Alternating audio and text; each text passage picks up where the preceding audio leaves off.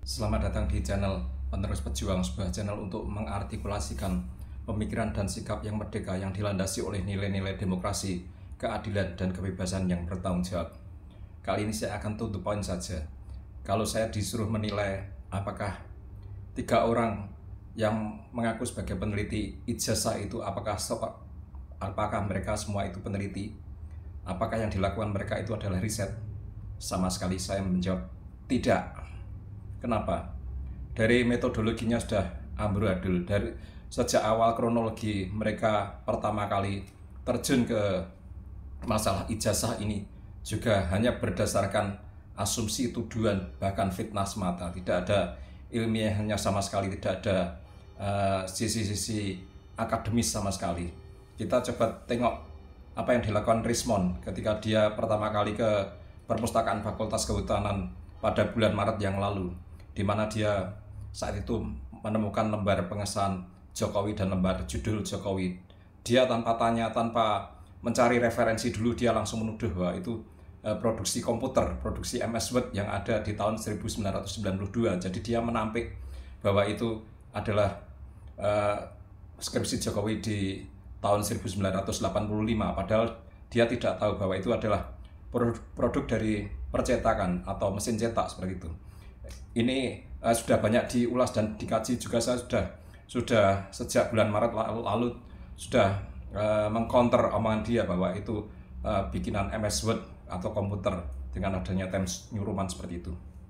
Terus Tifa apalagi sejak bertahun-tahun yang lalu dia sudah ngawur sekali, di mana dia antara membandingkan foto Jokowi, di mana ada bentuk anatomi, bentuk gigi geligi segala macam, itu sudah disampaikan di media sosial dia, walaupun kemudian akhirnya media sosial dia dihapus semua terkait dengan penangkapan Bambang Tri dan Sugi Nur seperti itu. Itu juga bertahun-tahun yang lalu sudah pernah saya ulas bahwa apa yang disampaikan dia itu tidak benar, bahwa foto-foto Jokowi yang dipakai dia itu juga tidak benar, bahwa ada penampakan gigi yang rapi, ada penampakan gigi yang apa adanya. Itu memang kalau kita cermati itu ada editing dari, mungkin dia tidak yang mengedit, tapi dia mengambil sumber dari media sosial, bahwa media sosial itu sudah ada cemaran editing seperti itu. Saya tahu bahwa foto Jokowi yang giginya rapi segala macam itu adalah proses editing dari aplikasi murah di gadget antara Remini dan Enhance seperti itu. Itu jadi dari awal itu sudah mereka sudah tidak ilmiah sama sekali seperti itu. Jadi saya menampik kalau mereka sekarang mengklaim mereka adalah para peneliti melakukan kerja riset seperti itu. Dan yang terpenting lagi adalah perilaku dari mereka sendiri. Di sini nanti kita akan tampilkan bagaimana mereka itu. Seperti Rismond itu, kebanyakan dia di video-video tampak sekali memaki-maki pihak sana pihak sini, pihak polisi dimaki, puslapor dicaci maki, UGM juga begitu, para pembantu rektor semua dihina di medsos. Itu jelas bukan attitude, bukan perilaku seorang ilmuwan, bukan seorang yang berpendidikan tinggi, bukan seorang yang akademis. Tifa pun sama saja. Di video-videonya, bahkan di medsos yang bentuknya tulisan, dia banyak mengintimidasi. Siapa saja diintimidasi, UGM diintimidasi, alumni diintimidasi. Bahkan nanti juga di video ini akan saya tampilkan intimidasi yang sangat luar biasa seperti itu. Tanpa berpanjang kata, saya akan tampilkan video yang tersangkut dengan topik yang saya angkat pada hari ini.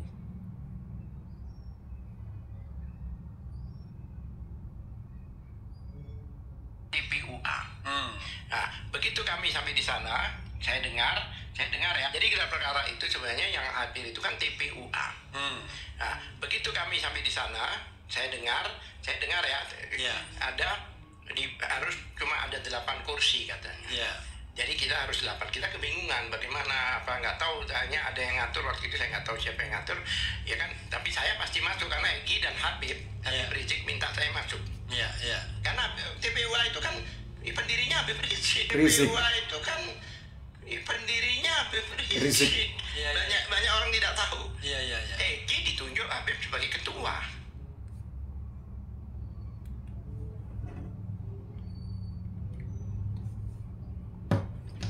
Itu cuplikan video podcast di Refli Harun, di mana yang tampil adalah Tifa dan pengacaranya yang bernama Abdullah Al-Katiri seperti itu.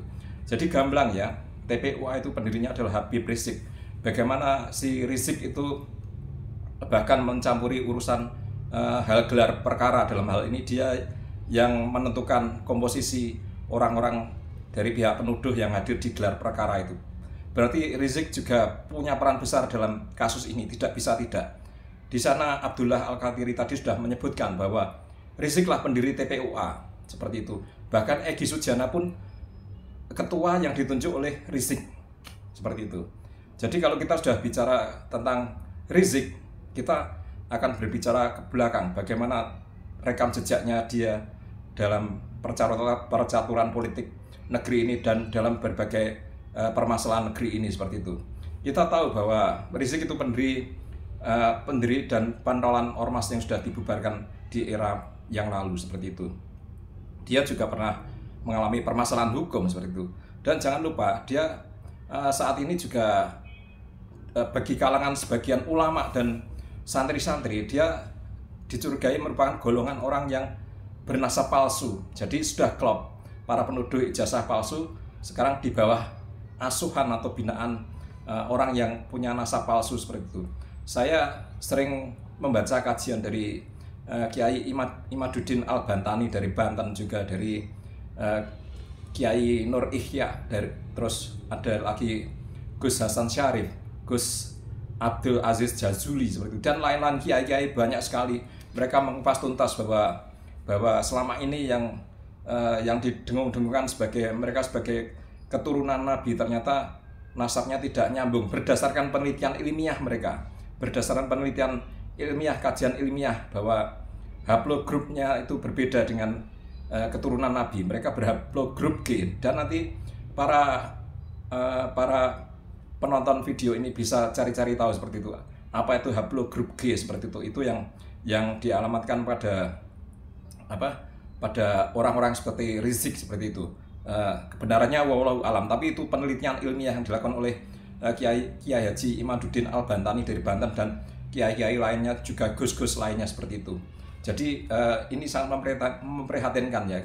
Saya kira dulu Rizik itu sudah tenggelam, sudah menenggelamkan diri. Ternyata dia masih di belakang isu ini ya, yang membuat kegaduhan akhir-akhir ini.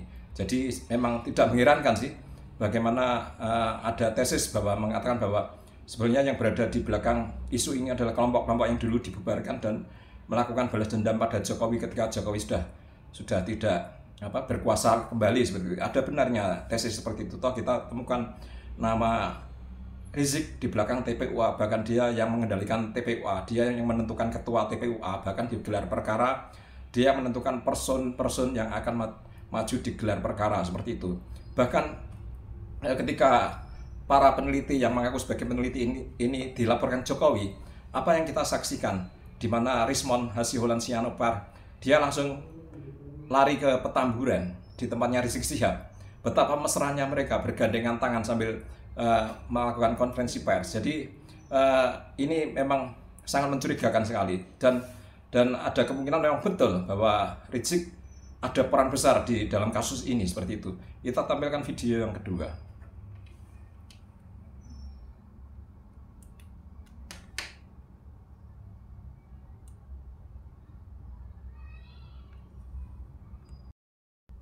Lagi bahwa kami para pembela para terlapor ini insya Allah akan solid dan siap di garda terdepan untuk melakukan pembelaan secara umum, insya Allah. Dan saat ini juga kita sudah melakukan konsolidasi kepada Habibana imam besar kami Habib Rizik Syihab. Alhamdulillah kami sudah melakukan konsultasi kepada beliau dan juga kepada Ketua GNP Bapak Yusuf Martak. Ya, kami memang bertanyakan apakah memang harus menurunkan lagi massa supaya penegakan hukum ini sama dengan terdahulu. Beliau menyampaikan bahwa beliau masih miris bukan video yang kedua? Tokohnya masih sama. Orang di sebelah Tifa tadi saya kurang begitu mengenal, tapi yang jelas dia tetap lingkaran dari Habib Rizik, dari lingkaran si Rizik itu ya. Bagaimana dia melakukan sea war, bahwa kalau ada sesuatu yang sekiranya mereka anggap tidak benar dari menurut kacamata mereka, atau tidak memuaskan atau tidak berpihak pada mereka, maka mereka sudah menghubungi si Rizik Syihab ini. Ada kemungkinan mereka juga akan menurunkan massa. Misalkan kalau para peneliti ini misalkan ditersangkakan, ada kemungkinan seperti itu, karena di video tadi kalimat-kalimatnya memang mengindikasikan seperti itu, bahkan menyebut juga Yusuf Martak. Jadi tidak heran bahwa duo Rizik dan Martak ini memang sudah pemain lama ya. Dulu juga sempat disinggung-singgung oleh AM Hendro Priyono. Mereka sudah pernah diperingatkan bertahun-tahun yang lalu untuk tidak buat ulah saja di negeri ini seperti itu. Jadi sudah mulai terbaca arahnya siapa-siapa di belakang isu ini. Walaupun saya tidak mengatakan bahwa mereka aktor intelektual atau apa, tapi yang jelas mereka ada keterlibatan sebagaimana yang disampaikan oleh orang di sebelah Tifa tadi. Itu tidak bisa dihindarkan. Bahkan si Rizik itu memang pendiri TPUA. Dia yang mendudukan Egy Sujana sebagai ketua. Dia bahkan yang mengatur siapa-siapa yang hadir di gelar perkara khusus di Barreskrim beberapa waktu yang lalu seperti itu. Juga ada nama Yusuf Martak sebagai ketua GNPF, sebagai dia dulu jabatannya sebagai ketua Majelis Syuro di PA 212 seperti itu. Jadi sudah mulai terbaca petanya seperti itu. Jadi saya melihat bahwa ini memang bukan berada di wilayah ilmiah. Mereka bukan peneliti seperti itu, karena ini bersinggungan dengan politik. Saya katakan di belakang mereka memang orang-orang politik masa lalu yang pernah merasa organisasinya diotak-atik oleh Jokowi, organisasinya bahkan dibubarkan oleh Jokowi, dan kelihatannya mereka memang ada kecenderungan untuk balas dendam ketika Jokowi sudah tidak berkuasa lagi seperti itu. Ini akan kita tampilkan bagaimana seperti yang tadi saya katakan, bahwa dari sisi perilaku dan attitude mereka tuh jauh dari orang yang bisa disebut sebagai ilmuwan, akademis, misi seperti itu, jauh sekali. Karena apa? Seperti Rismon, seperti yang sudah saya katakan tadi, di banyak video dia banyak melakukan penghinaan, banyak melakukan kekerasan verbal seperti itu. Wakil rektor wakil rektor UGM dibilangnya para penipu, UGM tisu untuk nyeboki Jokowi seperti itu, dibilang seperti itu. Bahkan dia dulu juga pernah ngata-ngatain Pak Kasmudjo ketika Pak Kasmudjo belum menguntungkan bagi dirinya. Pak Kasmudjo dibilangin orang tua rangka, ini wajib dipenjarakan. Dia ada videonya seperti itu. Jadi kemarin dia di depan Kompolnas atau Ombudsman juga ngata-ngatain para petinggi Polri sebagai setan segala macam. Puslapor juga dihina-hina seperti itu. Jadi ini jauh dari jadi pikiran orang waras bahwa mereka itu para peneliti dan mereka sedang melakukan penelitian, jauh dari akal waras orang yang mau mengkaji tindak tanduk mereka dan apa yang dikerjakan oleh mereka seperti itu. Sekarang saya ganti dengan Tifa. Dia beberapa waktu yang lalu di akun Facebooknya menulis sebuah mungkin bisa diindikasikan sebuah ancaman seperti itu atau intimidasi seperti itu, karena memang isinya memang intimidasi. Bagaimana dia mengancam bahwa kalau sampai ditersangkakan akan terjadi chaos seperti itu. Baiklah, saya akan bacakan ya, karena dia menulis di akun Facebooknya, jadi tidak bisa kita tampilkan videonya, tapi ada baiknya saya tampilkan di sini dan akan saya bacakan seperti itu. Ini ya unggahan Tifa di akun Facebooknya yang bernada intimidatif, bahkan bernada provokatif juga. Akan saya tampilkan juga, nanti akan saya bacakan. Nanti kalau saya tampilkan begini tidak kelihatan ya, karena backlight seperti itu, tidak kelihatan ya. Tapi yang jelas ini dari tulisan Tifa di akun Facebooknya seperti itu. Ada 3, kalau di HP saya menjadi 3 halaman seperti itu ya. Di bawahnya ada gambarnya Rias Rasid seperti itu. Baik, akan saya bacakan ya. Ini tulisan Tifa Yang agak kelihatan ya, ada gambar Tifa-nya itu. Ya, ini profil Tifa. Semoga dia tidak menghapus statusnya ini ya. Baik, akan saya bacakan ya. 12 tokoh ditahan, chaos. Dia menulis chaos dengan tanda seru. Satu hal yang tidak terpikirkan oleh Jokowi adalah jika 12 tokoh dipaksakan untuk jadi tersangka, apalagi sampai ditahan, chaos Indonesia, seperti itu. Kerusuhan besar, pakai tanda seru semua. 12 tokoh ini masing-masing punya masa besar, punya banyak sekali kolega, sahabat, dari berbagai macam lapisan masyarakat, punya banyak sekali pendukung dan fans. 12 tokoh ini media darling, citizen netizen lovers. Nama mereka bersih, karya mereka banyak, kehadiran mereka ditunggu dan disukai. Mereka adalah ikon yang berani berbicara, yang menyemarakkan jagat YouTube dengan pandangan-pandangan mereka. Ini bahaya jika mereka dipaksakan tahanan, sekedar memuaskan ego Jokowi. Dan yang lebih tidak diperkirakan Jokowi, rakyat Indonesia melalui edukasi yang terus-menerus disampaikan oleh RRT, Roy Rismond Tifa, juga TPUA, para kuasa hukum, mereka yang hebat dan petarung seperti Abdullah Al-Katiri, Ismar Syaf, Muhammad Taufik, Ahmad Hosinuddin, Asam Khan, dan lain-lain. 97% yakin ijazah Jokowi palsu. Ini bukan soal Jokowi salah pilih lawan, tetapi kebenaran tentang ijazah ini yang berhasil diredam 10 tahun menemukan momentumnya untuk dibongkar. Dan ketika sudah tiba waktunya, mau ditutupi, dibungkam, diredam, tidak akan mungkin. Jutaan rakyat yang marah akan turun ke jalan. Chaos pasti, karena rakyat tidak menghendaki Jokowi menang dalam kasus ijazah palsu. Secara fakta, rakyat tahu RRT versus Jokowi skornya sudah 9-0. Mau bikin reuni berulang kali, juga malah bikin tambah blunder. Lalu usul Dr. Tifa untuk solusinya bagaimana? Nah, dia selalu menyebut dirinya dengan Dr. Tifa. Ini saya rasa di dunia hanya dia satu-satunya yang selalu menyebut gelar dirinya dan namanya secara lengkap seperti itu. Seperti yang sudah saya sampaikan kepada petinggi Kemenhan beberapa waktu lalu, solusinya Marcos W. Anda tahu Marcos? Marcos itu Ferdinand Marcos, mantan presiden Filipina yang dulu diturunkan oleh People Power di tahun 80-an seperti itu. Akhirnya dia melarikan diri ke Hawaii atau kemana, saya agak lupa. Solusinya Marcos W. Jokowi evakuasi ke luar negeri dengan alasan berobat seperti Ferdinand Marcos di Filipina sampai batas waktu yang tidak ditentukan. Ingat, saat ini dia sakit berat, jadi alasan berobat sangat make sense. Rakyat Indonesia pemaaf dan mudah lupa. Jadi setelah beberapa lama situasi berangsur mereda dan rakyat akan sibuk dengan isu berikutnya lagi seperti itu. Luar biasa bukan?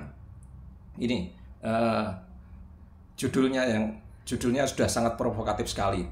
12 tokoh ditahan dengan tanda tanya, langsung disambung dengan chaos, tanda seru. Ingat ya, itu bagaimana nanti para ahli bahasa lah. Kalau saya mengartikan ini sih cukup intimidatif ya, dan provokatif. Jika 12 tokoh dipaksakan untuk jadi tersangka, apalagi sampai ditahan, chaos Indonesia, tanda seru. Kerusuhan besar, tanda seru lagi. Saya miris sekali dengan seorang Tifa ini. Bagaimana perempuan bisa sangat beringas sekali ya. Jadi klaim bahwa dia sedang melakukan penelitian, bahwa kerja-kerja ilmiah itu bertolak belakang dengan apa yang dia lakukan seperti itu, apa yang dia sampaikan, apa yang dia tulis, apa yang ada di video-videonya, di mana dia kelihatan sangat beringas sekali kalau sudah mengintimidasi orang, mengintimidasi pihak lain seperti itu. Ini luar biasa. Ini mestinya jadi perhatian para pihak keamanan ya, baik TNI dengan baik pihak Polri maupun di backup TNI harus mewaspadai ini. Jangan sampai nanti ketika benar-benar mereka naik levelnya menjadi tersangka, kemudian benar-benar terjadi chaos dan tidak ada antisipasi seperti itu.